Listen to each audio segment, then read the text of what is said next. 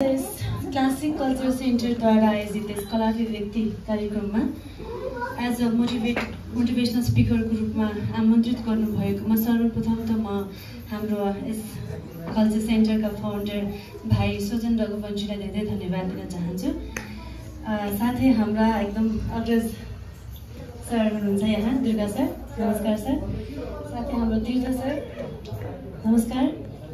यहाँ motivational speech भन्दा पनि म चाहिँ आफ्नो एउटा एक्सपिरियन्स सेयर गर्न चाहन्छु। हामी कतिजना मबाट तपाईँ मोटिभेटेड हुनुहुन्छ होला भने म तपाईँबाट मोटिभेट हुन्छु कुनै पनि कार्यक्रमको लागि या कुनै पनि कामको लागि। आफ्नो काम एक्सपिरियन्स दक्षता अनुसार पनि होइन, कसैलाई हेरेर कसैको कुरा सुनेर पनि हामी मोटिभेट हुन्छौँ कुनै पनि कामको लागि। मेरो नृत्यको सुरुवात चाहिँ एकदमै जबदेखि मैले आफ्नो होस पाएँ भनौँ न, ज्ञान पाएँ, त्यहाँबाटदेखि नै मैले आफ्नो नृत्यलाई प्रारम्भ गरेँ सानो उमेरदेखि नै। सायदै तपाईँको परिवारमा आफ्नो बुबा आमा या आफ्नो जीवनसाथीको सपोर्ट भएन भने चाहिँ स्पेसली हामी गर्ल्सहरूको लागि भनौँ न, यो ठाउँसम्म यो कला क्षेत्र नृत्य गायन वादनमा चाहिँ सायदै अगाडि आउनको लागि धेरै नै गाह्रो हुन्छ। अब जस्तै भनौँ न, गायन वादन र नृत्यको जुन सङ्गम छ, यो त्रिवेणीको सङ्गम छ आज, त्यसमा चाहिँ म नृत्य क्षेत्रबाट चाहिँ यहाँ आज BHUबाट मैले मास्टर्स पनि सकाएँ, पद्मकन्या कलेजबाट +2 र मैले ब्याचलर सकाएँ। त त्योभन्दा अगाडि पनि होस भएदेखि नै म नृत्यमा रमाउने, गीत सुनेपछि नाच्न मन लाग्ने, आफ्नो यो ऐना हेरेर सानैदेखि चाहिँ अब आमाको साडी लगाएर नाच्ने, त्यो हामी सायद यो रगतमै थियो होला सायद। तर म चाहिँ अब मकवानपुर जिल्ला टिस्टुङ तालुङबाट बिलङ गर्छु। त्यहाँ चाहिँ सायदै नृत्य क्षेत्रमा यसरी प्रोफेसनली लाग्ने चाहिँ अहिलेसम्म पनि कोही हुनुहुन्न। म नै प्रथम हो त्यहाँको एउटा चेलीको रूपमा भनौँ होइन। र सबैले मलाई धेरै नै सपोर्ट गर्नुभयो कि ठिक छ तिम्रो इच्छा यसमा छ भने, स्पेसली आफ्नो परिवारले धेरै नै सपोर्ट गर्नुभयो। र अहिले आएर म पद्मकन्या कलेजमा एज अ लेक्चरर काम गर्दैछु। सायदै आफ्नो फ्यामिलीको सपोर्ट नभएको भए यो ठाउँसम्म उभिन म सक्दिनँ थियो होला होइन। त्यही भएर म चाहिँ अब यहाँ साना साना नानीहरूलाई देख्छु। अस्ति पनि मैले अब त्यो अनलाइन प्रोग्राममा पनि हेरेँ, एकदमै राम्रो पर्फर्मेन्स थियो उहाँहरूको। सायदै फ्यामिलीको सपोर्ट नभएको भए उहाँहरू पनि यहाँसम्म आउन सक्नुहुन्न। त अहिलेसम्म पनि हाम्रो समाजमा चाहिँ नृत्य भनेको जस्ट रमाइलोको लागि भन्ने त्यसरी त्यो धारणाले लिइन्छ। त्यसलाई प्रोफेसनली गएर यसमा पनि मान सम्मान इज्जत र हाम्रो आर्थिक स्थितिमा पनि हामी दक्ष हुन सक्छौँ भन्ने चाहिँ त्यो सोच अझै पनि कुनै पनि नेपाली समाजमा कुनै पनि परिवारमा चाहिँ कन्फिडेन्ट रूपमा चाहिँ त्यो छैन जस्तो लाग्छ मलाई। भोलि के बने त, ठिक छ डान्स मनपर्छ, गीत मनपर्छ, यसमा क्लास राखिदिउँ न त होइन, उसले आफ्नो इच्छा पुरा गर्छ, तर भोलि गएर डक्टर पाइलटै बन्नुपर्छ है मेरो छोराछोरी चाहिँ भन्ने त्यो धारणा अहिले पनि छ होइन। तर यस्ता उदाहरणीय जस्तै चाहिँ हाम्रो यो सुजन भाइ हुनुहुन्छ होइन, उहाँ त एकदमै प्रोफेसनल एकदमै स्ट्याब्लिस्ड हुनुहुन्छ। मेरो मौका भनौँ या के भनौँ, मैले उहाँलाई ब्याचलरमा भरतनाट्यम डान्स सिकाउने मौका पाएँ उहाँको गुरुको रूपमा। उहाँले मलाई धेरै सम्मान गर्नुहुन्छ, त्यसको लागि धेरै धन्यवाद पनि दिन चाहन्छु भाइलाई होइन।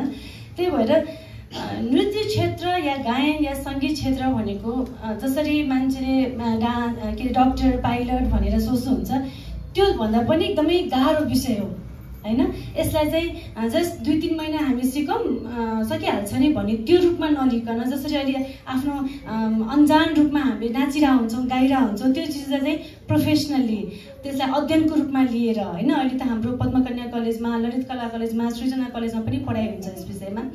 त भोलि गएर आमा बुबाले पनि के बुझ्नु पऱ्यो भने, यदि मेरो बच्चामा यदि त्यो ट्यालेन्ट छ होइन, उसले त्यो चिजमा उसको भविष्य बनाउन सकिन्छ भने किन नगराउने त होइन।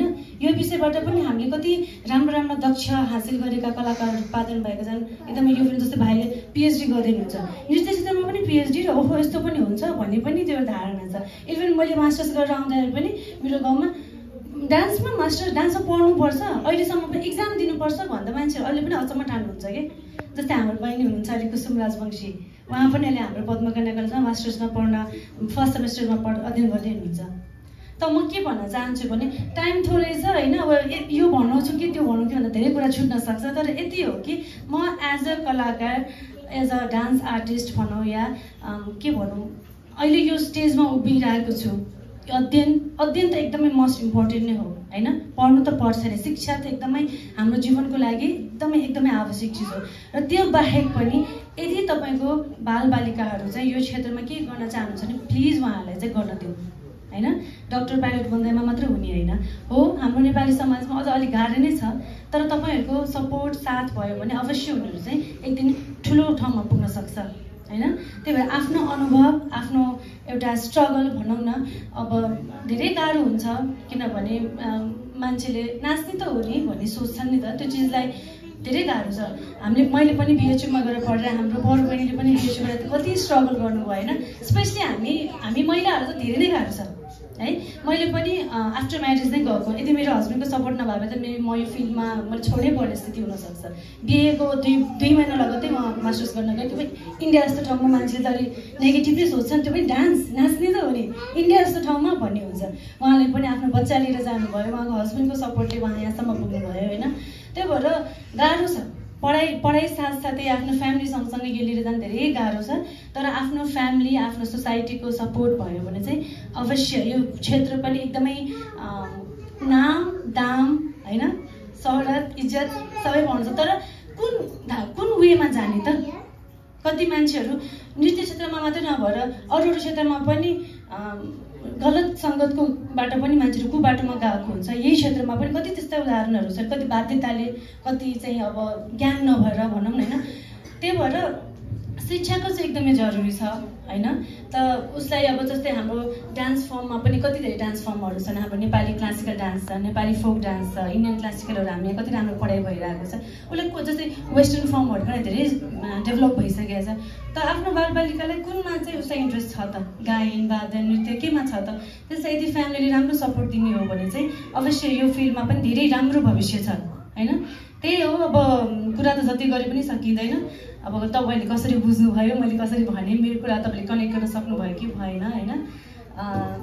यस क्षेत्रमा लाग्नको लागि चाहिँ म सबैलाई एकदमै अनुरोध गर्दछु। धेरै राम्रो भविष्य छ, सबैलाई चाहिँ एकदमै डिसिप्लिनका साथ, एकदम इमान्दारिताका साथ, पेसेन्स राखेर चाहिँ लाग्नुपर्छ। किनभने नृत्य, गीत, सङ्गीत भनेको चाहिँ एकदम साधना हो। 2 महिना सिक्दैमा, 3 महिना सिक्दैमा यसमा चाहिँ ल म सक्छु भयो होला, त्यो एउटा गड गिफ्टेड भयो भने हुन पनि सक्छ। तर साधना, तपस्या नभइकन चाहिँ गाह्रो छ। त्यही भएर सबैलाई चाहिँ धैर्यता हुनु पर्यो, एउटा सहनशीलता हुनु पर्यो, इमान्दारिता हुनु पर्यो।